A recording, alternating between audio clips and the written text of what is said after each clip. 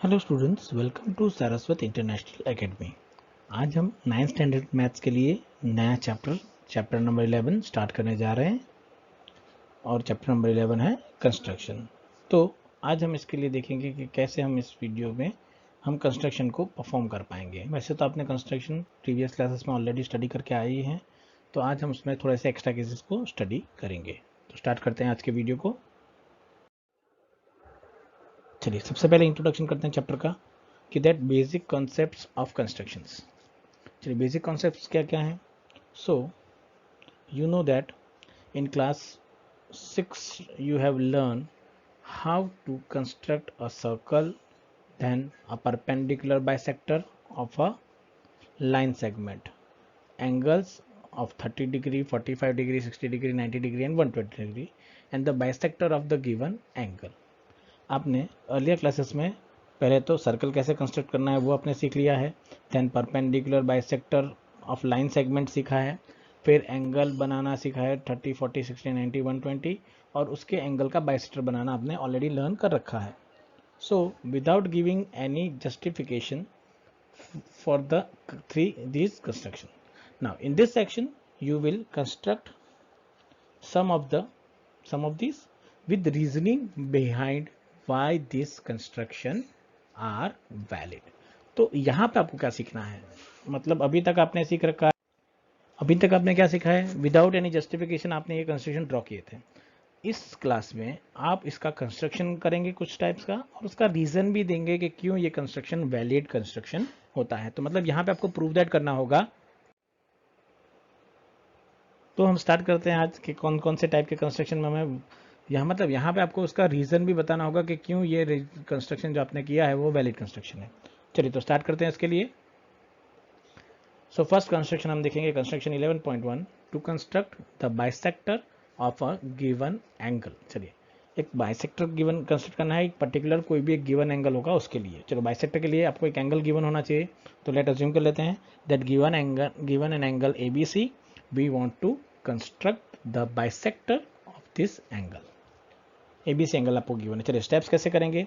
So steps of construction, ये भी आपके लिए इंपॉर्टेंट होता है कि आपको स्टेप्स लिखने हैं किस तरीके से आप इसे कंस्ट्रक्ट करेंगे। सो स्टेप्स कुछ इस तरीके से होंगे। Taking B as a centre at any radius, draw an arc to intersect the rays BA and BC। मतलब आपको क्या दिया गया होगा, टू रेज होगी, जैसे कि एक रेज होगी BA और BC। मतलब ये रे को आप B, सपोज ये B है तो ये पॉइंट को आप A कहेंगे और ये होगा C। तो BA और BC पे B को एक सेंटर ले लीजिए आप और किसी भी एक रेडियस से एक आर्क ड्रॉ करिए जो BA और BC को दो डिफरेंट पॉइंट पे इंटरसेक्ट करेंगे, जैसे कि इस तरीके से। ठीक है, इससे आप देखते हैं नेमिंग अलग से E और EDE या ED आप जो नाम देना चाहे वो दे सकते हैं। So therefore say at E and D respectively. चलिए तो E और D रिस्पेक्टिवली हो गया, मतलब ये डायग्राम कुछ इस तरीके से निकलेगा, फेयर डायग्राम जैसे मैंने बताया था वैसे। तो इस तरीके से आपको एक आर्क मिल जाएगा। चलिए अब आपको क्या करना है, second step you have to prove that next taking D as and E as the centers with the radius more than half of DE, draw an arc to intersect the each of other say at F। अब यहाँ पे क्या करना है आपको, ED की जो value है उससे मोर देन हाफ, मतलब हाफ से भी ज़्यादा वैल्यू तक का एक आर्क बनाना आपको। मतलब आप ED लेना चाहे तो ED लेंथ की वैल्यू यूज़ कर सकते हैं। चलिए अब आपको क्या करना है यहाँ पे वो देख लीजिए ED के लिए कि यहाँ पे आपको E को एक सेंटर लेना है और बाद में यहाँ पे एक आर्क ड्रॉ करना होगा इस तरीके से। फिर D को आप एक सेंटर ले लीजिए और यहाँ पे एक ऐसा आर्क ड्रॉ कर दीजिए और ये जो पॉइंट मिलेगा उस पॉइंट को आप कह देंगे पॉइंट F। जो इंटरसेक्शन पॉइंट मिला उसे क्या कहेंगे F। उसके बाद आप इसे एक स्ट्रेट लाइन से कनेक्ट कर देंगे। सो जो लाइन BF मिलेगी that will become your angle bisector. मतलब कि यहाँ पे क्या होगा कि थर्ड केस, ड्रॉ द रे BF, सी द फिगर, मैं आपको फिगर दिखा दूंगा। दिस रे BF is the required bisector of the angle ABC। मतलब कि ये डायग्राम को जब आपको इस तरीके से दिखेगा, समझ में आया। देखिए BF करके, तो ये आपका एंगल बाइसेक्टर मैंने बताया था आपको दो एंगल मिलेंगे इस तरीके से, उसको आप एक रे में कनेक्ट कर दीजिएंगे इस तरीके से, that will become your construction. देखिए चलो इसे एक एनिमेशन के थ्रू समझते हैं ताकि हमें थोड़ा सा आइडिया आ जाए। सबसे पहले आप कैसे परफॉर्म करेंगे, मैंने कहा एक रे बना दीजिए BC, तो मैंने एक लाइन बना दी है जिसे मैं नेमिंग दे दूंगा बी और सी एक एरो पे, मतलब यहाँ पे जो आपका पॉइंट होगा वो पॉइंट होगा आपका पॉइंट बी, और यहाँ पे आपको एक पॉइंट लेना है, दैट पॉइंट इज सी। चलिए फिर एक रे बना दीजिए बी ए, तो मैंने एक रे बना दी यहाँ पे, देखिए तो एक particular A B C angle बनाना, तो मैंने एक एंगल बना दिया। ये कंस्ट्रक्शन आपको स्टेप बाय स्टेप करना है, खुद परफॉर्म करना है, ताकि आपको ड्रॉ पूरा कैसे करना होगा ये हो गया। चलिए मैंने कहा था कि एक रैंडम रेडियस से आपको ई और डी एक एंगल बनाना है, तो बी को एज अ सेंटर कंसिडर करके आप एक आर्क ले लीजिए। देखिए इस तरीके से आर्क आएगा, यहाँ पे आप इसे नेमिंग दे दीजिए कि ये पॉइंट क्या होगा आपका ई, और ये पॉइंट क्या होगा आपके लिए डी। चलिए उसके बाद मैंने कहा था ई को सेंटर लेके एक आर्क ड्रॉ करिए आप इस तरीके से, डी को सेंटर लेके मैंने एक आर्क ड्रॉ कर दिया इस तरीके से पहले, फिर ई को एक सेंटर लेके आर्क ड्रॉ करूंगा तो एक आर्क मुझे ऐसे मिलेगा। देखिए अब दोनों का इंटरसेक्शन पॉइंट आएगा, वो पॉइंट क्या होगा एफ, इस पॉइंट को मैं क्या कहूँगा पॉइंट एफ, और बी एफ को मैं एक स्ट्रेट लाइन से इस तरीके से कनेक्ट कर दूंगा। देखिए तो ये जो कंस्ट्रक्शन हुआ, इस स्टेप बाय स्टेप आपको इस पूरे कंस्ट्रक्शन को ड्रॉ करना है, तो इस तरीके से आप इस कंस्ट्रक्शन को ड्रॉ कर सकते हैं। चलिए अब आपको जो मेन रिक्वायरमेंट मैंने बताया था, ये तो आपको पता है कि एंगल बाइसेक्टर कैसे ड्रॉ करना है, बट हमें जो सीखना है वो क्या है, जस्टिफिकेशन, कि क्या ये वैलिड है या नहीं है। चलिए उसे कैसे समझा जाएगा, चलिए उसको लिए देखते हैं क्या करना है हमें उसके लिए। तो सबसे पहले हम क्या करेंगे कि मैं ई एफ, जैसे यहाँ पे बता देखिए ई और एफ को और डी एफ को कनेक्ट करूँगा, मतलब ई इस पॉइंट को आप इस तरीके से कनेक्ट कर दीजिए यहाँ पे, और डी एफ को इस तरीके से आप कनेक्ट कर दीजिए यहाँ पे। चलिए हो गया कनेक्ट। अब देखिए क्या करना है step by step. So let us see how this method gives us the required angle bisectors. So last मैंने कहा था join E F and D F, तो ई एफ और डी एफ को क्या मैंने कर लिया है, ज्वाइन कर लिया है। चलिए ई एफ डी एफ को ज्वाइन कर लिया है, तो सबसे पहले मैं क्या कर सकता हूँ कि मैंने बताया था कि हमने रेडियस लिया है बी ई और बी डी, मैं यहाँ पे बता रहा हूँ दूसरे डायग्राम में, वरना ये डायग्राम थोड़ा सा चेंज हो जाएगा। तो मुझे पता है यहाँ पे कि बी ई और बी डी तो सेम साइड होंगी, क्योंकि ये तो रेडियस है सर्कल का, हमने ये आर्क बनाया है, तो उसके लिए बी डी की वैल्यू और बी ई की वैल्यू क्या होगी, same. So in triangle B E F and triangle B D F, मैंने दो ट्राइंगल लिए हैं बी ई एफ और बी डी एफ ट्राइंगल, ये दोनों ट्राइंगल क्या होंगे, इक्वल होंगे। चलिए वो मुझे फाइंड करना है। चलिए तो मैं क्या लिख सकता हूँ सबसे पहले कि B E is equal to B D, radius of the same arc. चलिए सिमिलरली अब बात करना हूँ कि दूसरी कौन सी साइड है जो मेरी इक्वल हो जाएगी इसमें लिए, तो नेक्स्ट हो जाएगा E F is equals to D F, arcs of the equal radii. अब ये क्यों इक्वल हो गया, देखिए मैंने बताया था ई डी, क्योंकि आपने जो रेडियस इस पॉइंट से जो रेडियस पे यहाँ आर्क बनाया है, उसी रेडियस से आपने यहाँ पे भी आर्क बनाया, मतलब कि ई डी और डी एफ की वैल्यू क्या होगी, इक्वल हो जाएगी इस केस में। सो देयरफॉर यहाँ पे ये क्या हो जाएगा, E F equals to D F, और बी एफ देखिए दोनों में क्या है, B F is the common side of the line, so we can say कि B F equals to B F, that is the common line. So मुझे यहाँ पे क्या मिल गया, देखिए फर्स्ट साइड के रिस्पेक्ट में मिला, सेकेंड भी साइड के रिस्पेक्ट में मिला, और थर्ड भी क्या मिला, साइड के रिस्पेक्ट में। सो यहाँ पे क्या हो जाएगा कि that therefore angle B E F is similar to congruent to triangle B D F with criteria S S S rule. So B E F और बी डी एफ ट्राइंगल कौन से हो जाएंगे, कॉन्ग्रुएंट ट्राइंगल हो जाएंगे। चलिए congruent triangle होता है तो पता है आपको, मतलब कि मैं क्या बता दिया, ये ट्राइंगल कॉन्ग्रुएंट है ये ट्राइंगल से। अब कॉन्ग्रुएंट होता है तो करस्पॉन्डिंग पार्ट्स आर प्रोपोर्शनल, मतलब बी के साथ क्या जाएगा, बी एंगल, ई के साथ डी एंगल, और एफ के साथ क्या जाएगा, एफ एंगल। तो मैं अगर एंगल ढूंढूं ये वाला, मतलब यहाँ पे अगर मैंने ये एंगल निकाल दिया है कि एंगल ए बी एफ और एंगल एफ बी सी दोनों वैल्यू क्या हो जाएगी, इक्वल हो जाएगी। So we can say therefore angle E B F is equals to angle D B F by C P C T. चलो D B F मतलब ये दोनों एंगल क्या होंगे, इक्वल हो गए, मतलब ये लाइन इसकी क्या हो जाएगी, बाइसेक्टर बन जाएगा। So therefore you can say hence verified that B F is the bisector of the given angle A B C. तो इस तरीके से आप इसे इजीली प्रूव कर सकते हैं, बस आपको ध्यान रखना है कि आप इसे कैलकुलेट कैसे कर रहे हैं, और स्टेप बाय स्टेप आपको कंस्ट्रक्शन मैंने बता दिया एनिमेशन से कि किस तरीके से आप इसे यूज करके सॉल्व कर पाएंगे। आ जाएगा आइडिया क्या करेंगे इसके लिए। चलिए आगे बढ़ते हैं नेक्स्ट क्वेश्चन के लिए।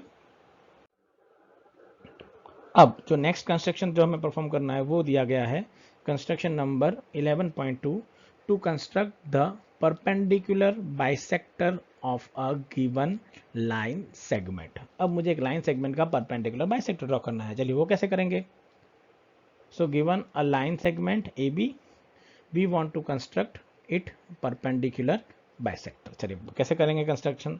स्टेप बाय स्टेप पहले मैं लिख देता हूँ, फिर हम इसे बताएंगे कि कैसे करना है। चलिए, सबसे पहले मुझे क्या करना होगा कि taking A and B as a centres of the and radius more than half of A B and draw arcs on the both side of a line segment A B. चलिए, अब मुझे क्या करना होगा यहाँ पे कि मुझे सपोज एक लाइन सेगमेंट गिवन है, ये सपोज होगा ए और ये हो गया मेरे पास बी, तो मुझे मोर देन हाफ मतलब ए को एक सेंटर अज्यूम करना है और बी को एक सेंटर अज्यूम करना है आपको। चलो, ए को मोर देन हाफ लेके एक आर्क आप ऊपर की तरफ बनाएंगे, एक आर्क आप नीचे की तरफ बनाएंगे। सिमिलरली बी को सेंटर लेके एक आर्क ऊपर की तरफ बनाएंगे और एक आर्क कहाँ बनाएंगे, नीचे की तरफ। चलिए, A B to intersect each other, मैंने बताया इस तरीके से। चलिए, उसके बाद क्या होगा second step, let this arcs intersect each of other at P and Q. मतलब ये पॉइंट पे जो इंटरसेक्ट हुआ उसे मैंने कह दिया पी पॉइंट और इसे मैंने कह दिया है क्यू पॉइंट। उसके बाद जॉइंट पी क्यू, तो मुझे पी क्यू को क्या करना होगा, एक स्ट्रेट लाइन से इस तरीके से कनेक्ट कर देना होगा।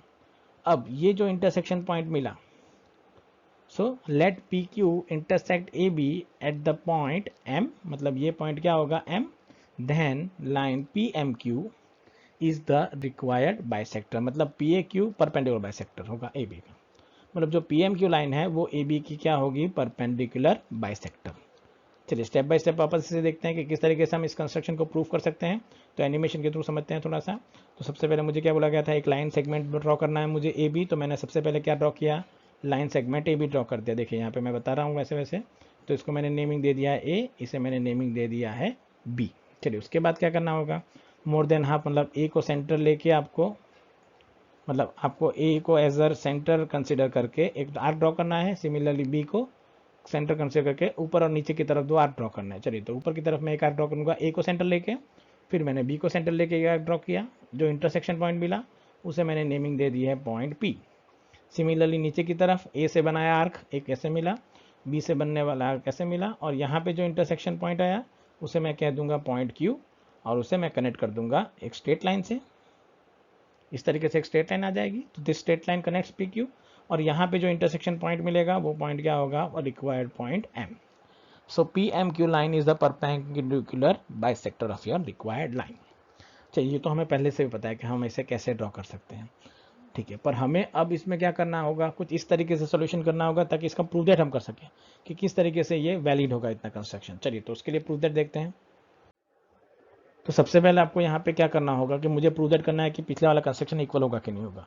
तो मैं क्या करूँगा, ए और बी को पी और क्यू के साथ ज्वाइन करना होगा, मतलब ए पी ए क्यू और P B P Q join करना होगा। तो मतलब ये कंस्ट्रक्शन करने के बाद मुझे कुछ इस तरीके से चारों लाइन मिल जाएंगी। चलिए, सबसे पहले मैं क्या करूँगा, दो दो ट्राइंगल लेके प्रूफ करूँगा। सबसे पहले मैं ट्राइंगल ले रहा हूँ, ट्राइंगल ए पी क्यू और B P Q triangle, A P Q और बी पी क्यू ट्राइंगल। चलिए, तो इन triangle A P Q, P A Q और P B Q, P A Q और पी बी क्यू, या फिर आप कोई भी लेना चाहे वो ले सकते हैं। चलिए, अब सबसे पहले बात करेंगे कि वैल्यूज़ की, कि हम कैसे कह सकते हैं कि ये ट्राइंगल की वैल्यू इस तरीके से होगी। चलिए, सबसे पहले मैं लिख सकता हूँ तीन रिलेशन कि A B is equal to P B, A Q is equal to B Q and P Q is equal to P Q.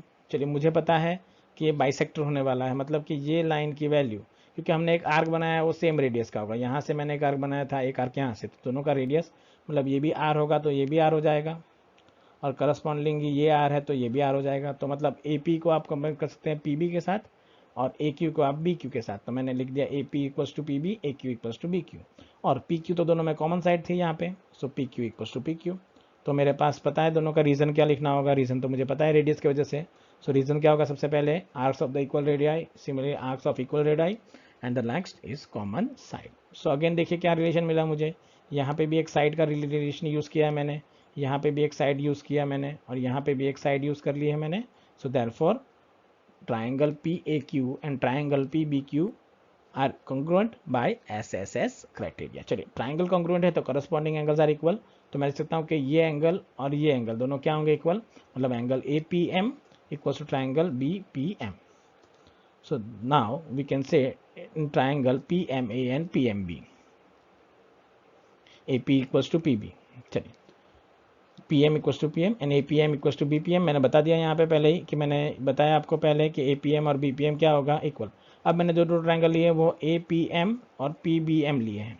अब सबसे पहले मुझे पता है कि ये दोनों एंगल इक्वल हैं, ए पी और पी बी तो इक्वल थे ही है, और P M equals to PM दोनों में क्या हो जाएगा, कॉमन साइड। तो अगेन ये साइड हो गया, ये साइड हो गया, और ये इंक्लूडिंग एंगल हो गया, मतलब ये साइड और ये इंक्लूडिंग एंगल। तो देयरफॉर रीज़न क्या होगा, यहाँ पे मैंने बताया था कि रीज़न होगा एज बिफोर, हमें पता है इक्वल है, ये कॉमन है, और ये क्या होगा, प्रूव्ड अबव, हमने प्रूव कर दिया पीछे के केसेस में, APM equal to PBM। So therefore we can say triangle PMA is congruent to triangle PMB, मतलब PMA और PMB, और क्राइटेरिया कौन सा होगा, SAS रूल। चलिए अब SAS रूल क्यों हो गया, देखिए मैंने बताया था SAS रूल्स कैसे होता है कि साइड S एंगल S, अगर ये इंक्लूड होता है तो SAS बनता है। तो देखिए ये साइड इंक्लूड हुई, फिर ये इंक्लूड हुआ, और ये वाली साइड इंक्लूड हुई यहाँ पे, तो जाके ये बना इक्वल। तो SAS क्राइटेरिया आपका यहाँ पे बन जाता है। चलो SAS क्राइटेरिया बन गया आपके बाद, अब आप क्या करेंगे यहाँ पे, तो बाई CPCT आप यूज लगा सकते हैं। So AM equals to BM लिख सकते हैं, and angle PMA equals to angle PMB by CPCT rule. तो मतलब आपने पहले प्रूव कर दिया कि ये बाइसेक्टर है, क्योंकि AM इक्वल्स टू BM कब होगा, जब ये बाइसेक्टर बनेगा। सो PMQ इज अ बाइसेक्टर हो गया, ये आपने प्रूव कर दिया। पर मुझे बताना है कि ये परपेंडिकुलर भी है। चलो परपेंडिकुलर बताने के लिए मैं बता सकता हूँ कि इन दोनों एंगल का टोटल कितना होगा, 180। So we can say angle PMA plus angle PMB equals to 180 degree होगा, लीनियर पेयर के अकॉर्डिंग। पर बाय CPCT आप PMA और PMB इक्वल तो इक्वल ही है, सो दोनों की वैल्यू क्या होगी, 90। सो देयरफॉर एंगल APM, वो तो आगे वाला केस आ गया। So therefore angle APMA equals to angle PMB which is equals to 90 degree. तो इस तरीके से आप प्रूव कर सकते हैं कि देखिए परपेंडिकुलर भी हो गया, पहले तो आपने बता दिया बाइसेक्टर है, AM इक्वल्स टू BM हो गया, और इन दोनों के बीच में एंगल क्या है, बाइसेक्टर। देयरफॉर यू कैन से PMQ is required line, PMQ is your required bisector, perpendicular bisector. तो इस तरीके से आप इसे एकदम इजीली प्रूव कर सकते हैं। तो आपको आइडिया होगा कि यहाँ पे प्रूव दैट जो करना है वो ज़्यादा इंपॉर्टेंट है, जस्टिफिकेशन। यहाँ पे आपको जस्टिफिकेशन देना ज़रूरी होगा, तभी जाके आप इस क्वेश्चन को सॉल्व कर पाएंगे। सो आज के वीडियो में बस हम यहाँ तक रुक जाएंगे, नेक्स्ट वीडियो में आगे के कंस्ट्रक्शन के साथ फिर मिलेंगे। So thank you very much for watching this video.